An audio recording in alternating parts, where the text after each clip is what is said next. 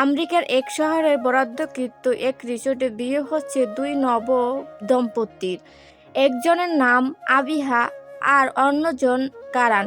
বিয়ের সম্পর্ক সবচেয়ে পবিত্র আর মধুর সম্পর্ক, যার দ্বারা দুজন দম্পতি তাদের নতুন জীবন শুরু করে, সারা জীবন একে অন্যের পাশে থাকার প্রতিজ্ঞা করে। সুখে দুঃখে জীবনের প্রতিটা ক্ষেত্রে তারা ছায়া হয়ে একে অন্যের পাশে থাকে। সময় প্রায় দুপুর 2টা। রিসোর্টের এক রুমে সাদা শুভ রঙের শাড়ি পরে মাথায় অবধি ঘোমটা দিয়ে বসে আছে আবিহা।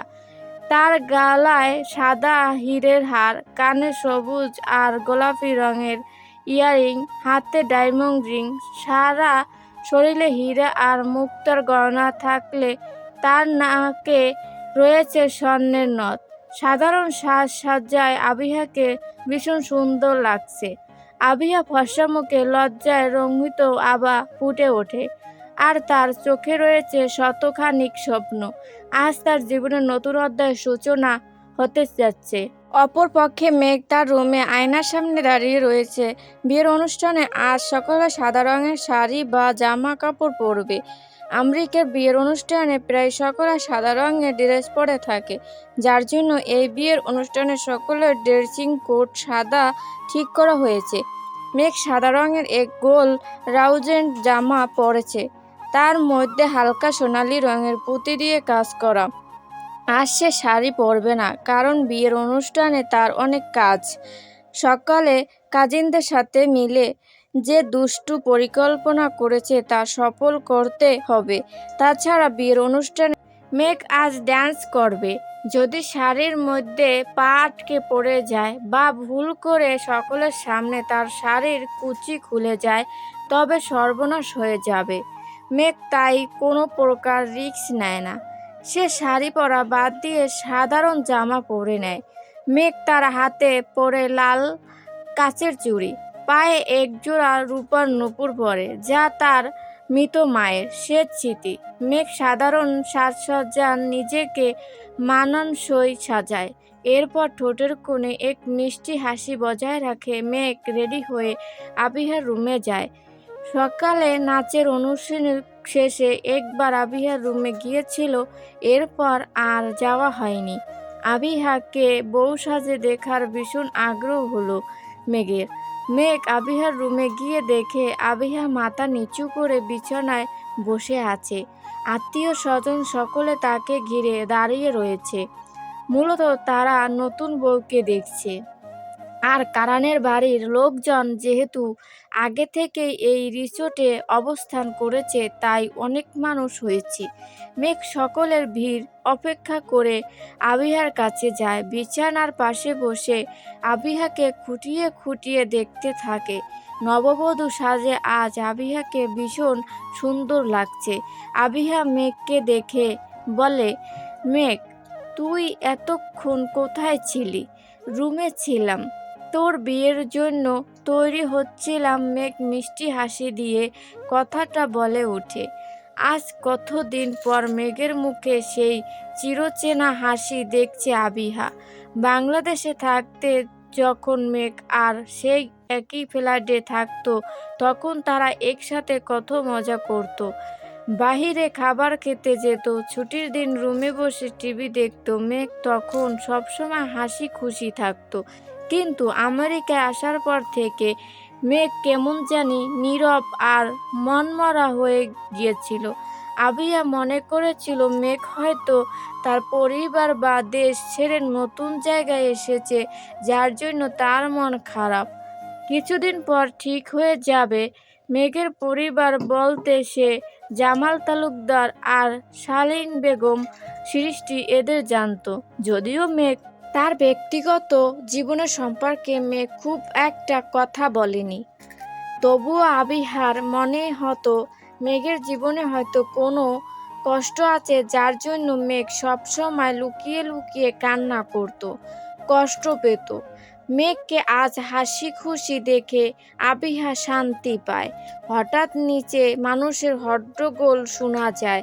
সকলে উচ্চারিত কণ্ঠে বলে উঠে, বর এসেছে, বর এসেছে। আবিহা আপুর বর এসেছে, বর মানে কারান এসেছে। যদিও কারান আর আবিহার বিয়ে একই রিসোর্টে হচ্ছে, তবে কারানের মা ফারহানা বেগম বলেছে কারান আজ তার বাড়ি থেকে বর সেজে বিয়ের অনুষ্ঠানে আসবে। কিন্তু আত্মীয় স্বজন আর বাসায় যায়নি, তারা রিসোর্টে থাকে। যেহেতু এখানে বিয়ে হবে, কারান আর আদিয়ান সকালে 11টার দিকে তাদের বাসায় চলে যায়। কারানের পরিবারের নিয়ম অনুসারে বর তার নিজ বাসা থেকে গাড়ি করে বের হয়ে বউ আনতে।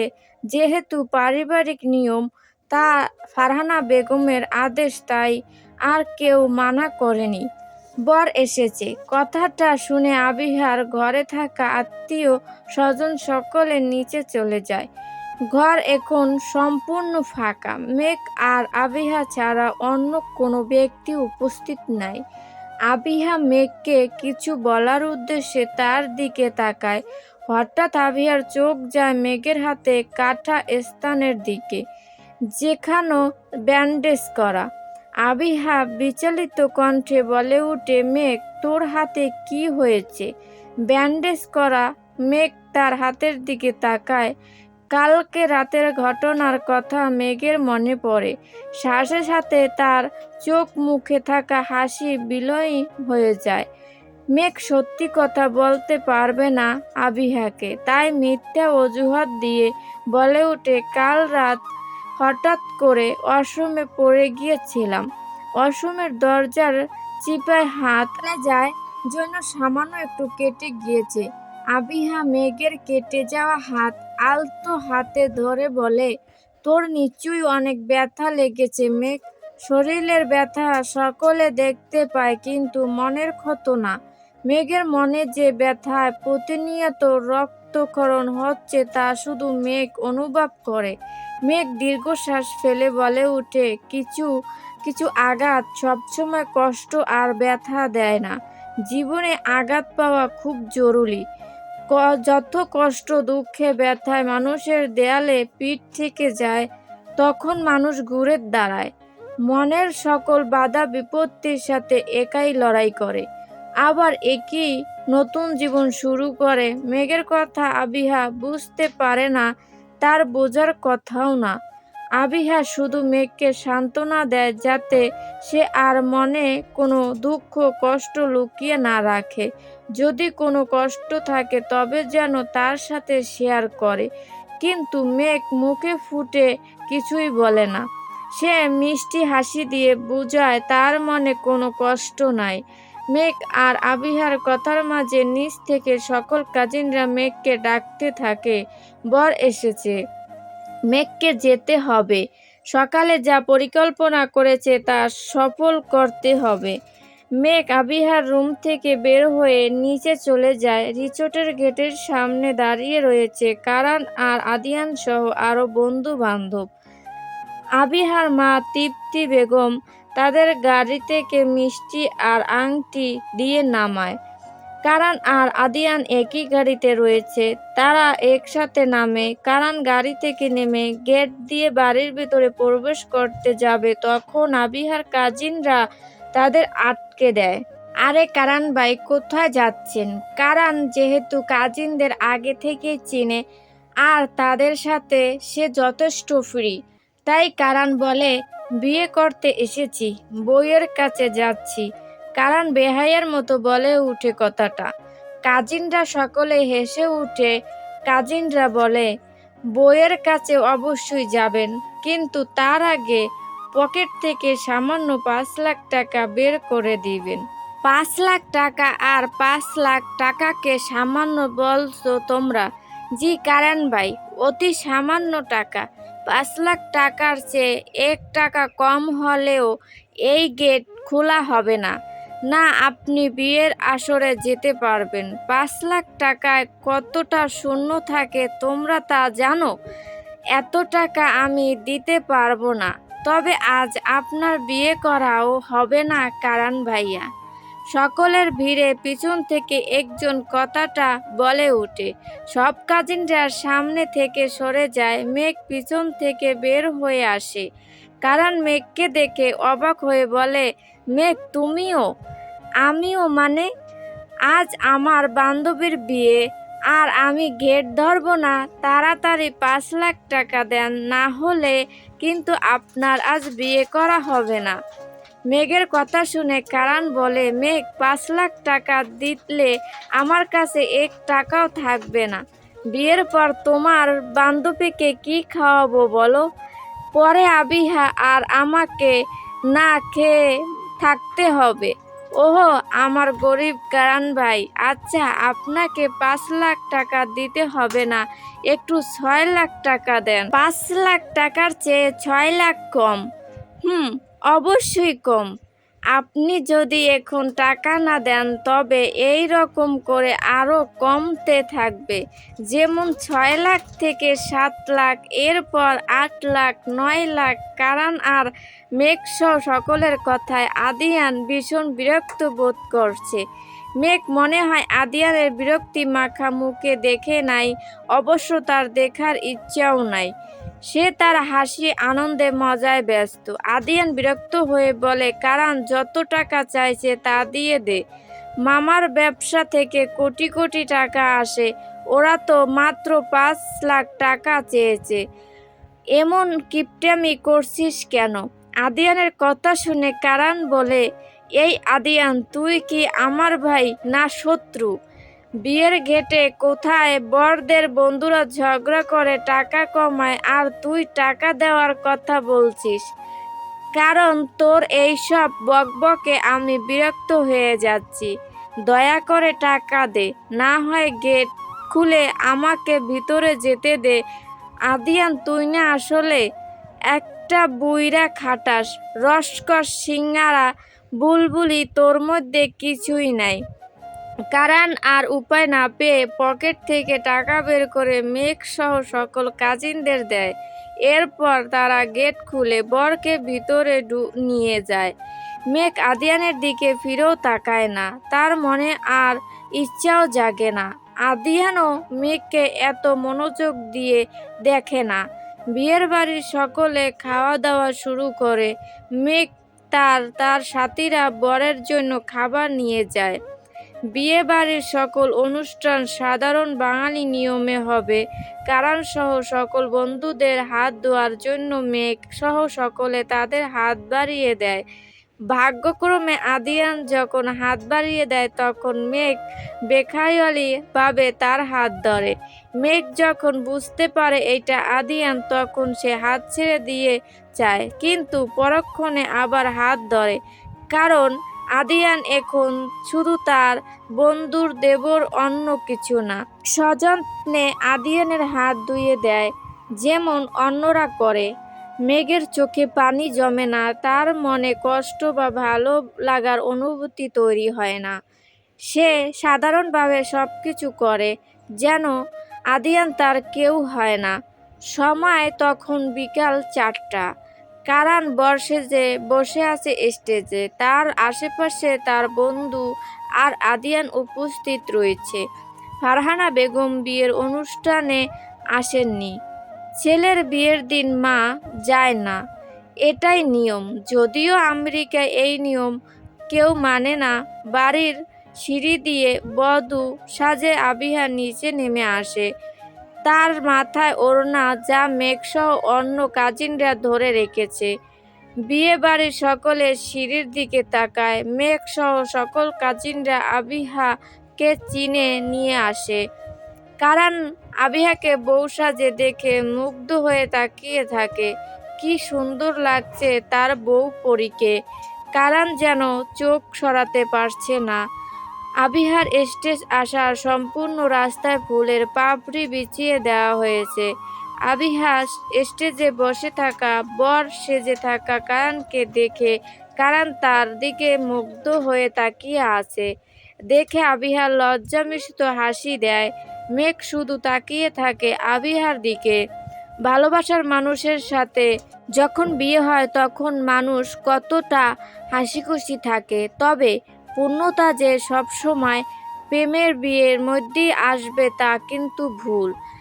পারিবারিকভাবেও বিয়ে হলে মানুষ সুখী হতে পারে। প্রতিটা মানুষ তার জীবনে উত্তম একজন জীবনসঙ্গীকে চায়, যে মানুষটা শুধু তার হবে, একান্তই ব্যক্তিগত তার।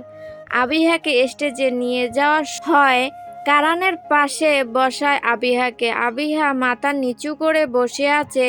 সকল কাজিনরা ছবি তুলছে, ভিডিও করছে। কারান আবিহার সামান্য কাছে যায়, এরপর ধীরে ধীরে বলে ওঠে, ইস, আজ আমার বউকে দেখতে কত সুন্দর লাগছে। বউ এত সুন্দর হয়ও না, আমার তো নজর লেগে যাবে। কারান কথা শুনে আবিহার লজ্জার পরিমাণ দ্বিগুণ হয়ে যায়। সে মাথা আরো নিচু করে ফেলে। কারান শব্দ করে হেসে ওঠে। একটু পর কাজী আসে। বিয়ের স্টেজে পাশাপাশি বসে থাকা বর বউয়ের সম্মতি নিয়ে বিয়ে পড়ানো শুরু করে দেয়। কাজী প্রথমে আবিহাকে জিজ্ঞেস করে, আবিহা মা, তুমি কি কারান চৌধুরীকে বিয়ে করতে রাজি আছো? রাজি থাকলে বলো কবুল। আবিহা নিচু কণ্ঠে বলে উঠে, কবুল কবুল কবুল। ওয়েট, কবুল বলার সময় যে আমি লেখিকা আবিহার জায়গায় কবুল বললাম। তবে কি আমার বিয়ে হয়ে গেছে, কিন্তু আমার জামাই কয়? কাজী আবার কারানকে জিজ্ঞেস করে, আছে কারান, তুমি কি আবিহাকে বিয়ে করতে রাজি? জি, আমি রাজি। কবুল কবুল কবুল। আলহামদুলিল্লাহ, বিয়ে সম্পন্ন হয়েছে। আজ থেকে আপনারা স্বামী স্ত্রী। আবিহার কবুল বলার সময় মেঘ একবার তাকায় আদিয়ানের দিকে। 14 বছর বয়সে সেও এই মানুষটার জন্য কবুল বলেছিল, তাকে স্বামী হিসেবে গ্রহণ করেছিল। কিন্তু 7 বছর পর এই মানুষটা তার জন্য ডিভোর্স পেপারে সাইন করেছে, তার মুখ দিয়ে তালাক শব্দটা উচ্চারণ করেছে, অন্য নারীর সাথে সম্পর্ক করে। তার প্রতি সত্যি মনে কোনো মায়া বা ভালোবাসা রাখা উচিত। মেঘ এত বোকা না যে মানুষ তার ভালোবাসা লোভ করবে। ঘৃণায় তার দৃষ্টি সরিয়ে নেয়, এরপর আবার বিয়ের অনুষ্ঠানের উপর মনোযোগ দেয়। বিয়ে শেষ হবার পর রিসোর্টের মাঠে গান বেজে ওঠে। সকল কাজিনরা সারিবদ্ধ হয়ে দাঁড়িয়ে নাচ শুরু করে দেয়। মেঘের গান শুনে মনে তার নাচের কথা। মেঘ তাড়াতাড়ি করে নিচে চলে যায়, এরপর গানের তালে তালে ড্যান্স করতে থাকে। মিউজিক বেজে উঠে। মেঘ আর কাজিনদের সাথে সকল আত্মীয় স্বজনও যোগ দেয় নাচে। মেঘ কারান আর আবিহাকে স্টেজে থেকে নিচে মাঠে নিয়ে আসে। কারণ আদিয়ানকে নাচার জন্য আসতে বলে, কিন্তু আদিয়ান নিষেধ করে দেয়। পরে কারান জোর করে তাকে মাঠে নিয়ে আসে। মেঘ সহ সকলে নাচতে থাকে। আদিয়ানও ড্যান্স করে। মেঘ আবিহার সাথে ড্যান্স করে যখন অপর পাশে ফিরে, তখন তার সাথে দেখা হয় আদিয়ানের, যে তার সামনে দাঁড়িয়ে ছিল। মেঘ কিছুক্ষণের জন্য থমকায়, এরপর সে আদিয়ানের থেকে দূরে চলে যায়, অন্য কাজিনদের সাথে নাচতে থাকে। মেঘের এমন ব্যবহার আদিয়ানের কাছে অদ্ভুত লাগে, তবে সে কিছু বলে না। তার কি আসে যায় মেঘের ইগনোরে। মেঘ মনের আনন্দে সকলের সাথে ড্যান্স করতে থাকে। ফাইনালি আবিহা আর কারানের বিয়ে সম্পন্ন হয়।